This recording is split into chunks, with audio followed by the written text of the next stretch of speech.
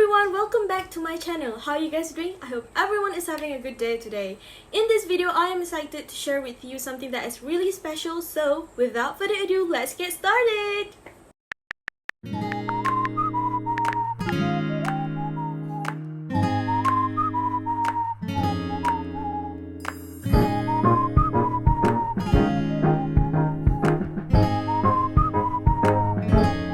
Welcome to Bunga April! So, a team at MIT Center for Mobile Learning from the Massachusetts Institute of Technology has created a tool called MIT App Inventor. It is an online platform designed to teach computational thinking concepts through the development of mobile applications. This App Inventor allows people of all ages and all levels of coding experience to learn the basics of programming. It features a drag-and-drop programming interface that allows anybody to create mobile apps for Android devices. In addition, the service can store the user's work and help keep track of projects using a web browser and either a connected phone or emulator. So instead of me explaining, I want to let you visualize this App Inventor. So let us get into the tutorial. First, you go to google.com and type MIT App Inventor. And then you click on the first option, and then you'll be directed to the website. Then click on Create Apps, the orange button, and it leads you to the main page of the Inventor website. So don't forget to sign up using your Google email. Okay, to start a new project, you click on the Start New Project button. And then it will ask you to fill in your project's name. For example, my project will be My Poem App. And then you click OK. Alright. And then you'll be directed to the editor page. Now you can start creating your app. So the two main interfaces of this App Inventor is the Designer Editor and the Blocks Editor. The name of your project at the left side on top of the page, then you'll see the screen button. It lists out all the screens you have worked on, and then the Add Screen button for you to add new screen, new page for your app. Next to it, you'll see the Remove Screen button and the Publish to Gallery button. In the middle of the screen, you'll see a phone template, and you can choose the type of gadget you want, a tablet or a monitor, but the most users use the standard phone size. So for the screen, we can actually go to properties to change the background color or maybe add background image. You can change your app name, you can make your screen scrollable and more. Next, on the left side is the palette where we drag the components out to the viewer, to the phone. For example, I drag this button components to the phone. Then we can change the properties of the component. So we go to the properties box and change the background color, the font, the height, the width, and also the text of the button. Next, the overview of the screen's component and project media are displayed in the components box, so you can see the process of how you create the app from here. You can also detect your mistake if there is something wrong with the interface or a visual of your app. Other than button, the most used components would be the image, label, notifier, password, text box, web viewer.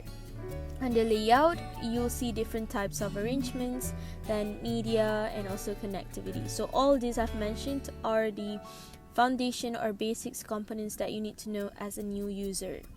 You click on the Blocks button on the right side on top of the page, and you'll be directed to the Blocks Editor. So in this Blocks Editor, we visually lay out the logic of our app using the color-coded blocks that snap together like puzzle pieces to describe the program. This is where we assemble program blocks that specify how the components should behave. We assemble our programs visually, fitting pieces together like pieces of a puzzle. So at the left side, you'll see the blocks box, which consists of built-in, the color-coded blocks with different colors according to their functions. And below here, you'll put your components which you have created in the designer previously, and you click on each of them to build functions. At the right side, you'll see a bag. You can keep your complete blocks that you want to use the same in your next screen, so that you won't have to redo it. And then you can zoom in and zoom out this editor page and also delete the blocks that you don't want to use. So as simple as that. Once you have completed your design and blocks, you can actually test your app for real. Using your Android phone, you go to Google Play Store and download App Inventor Companion. test your app in the Inventor website, you click on Connect on the top left side of the page and click AI Companion.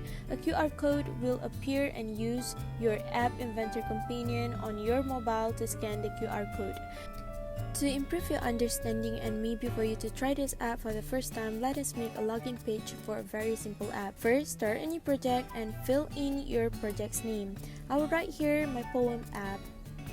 The first thing I want to do is to change the background of my login page.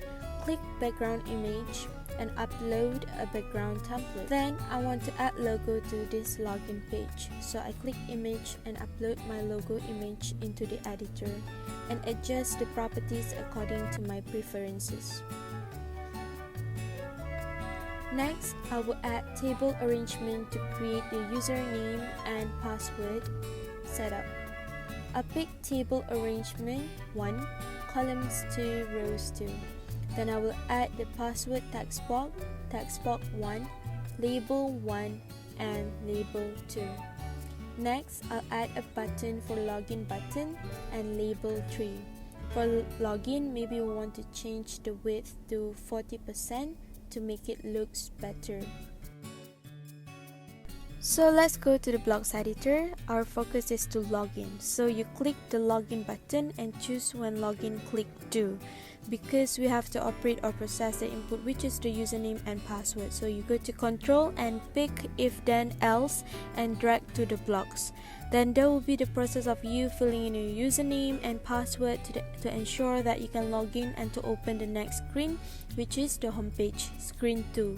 So you go to logic, pick the AND blocks, then pick the equal blocks also from logic and put in the first space. Then you go to the text box component and choose text box 1 text equal to text user. That would be your username.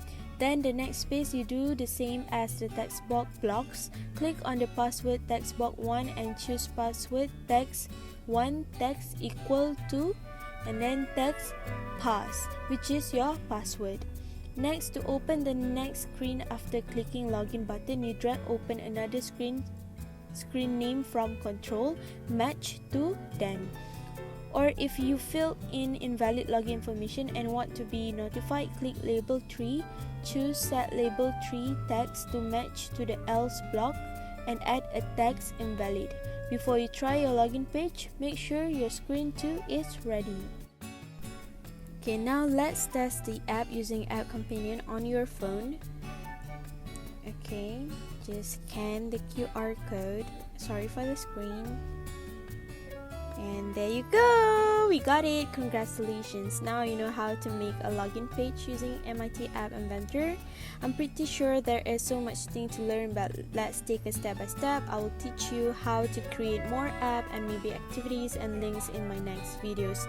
So stay tuned, everyone! So that is all for this video. I hope you learned something and we want to use this App Inventor to create your own app in the future. If you like this video, don't forget to click the thumbs up and please subscribe to my channel as I'll be sharing more useful videos later. If you have any questions or opinions regarding the App Inventor, just leave your comments down below and I'll try my best to respond to everybody. So that's it for today. See you in my next video. Bye!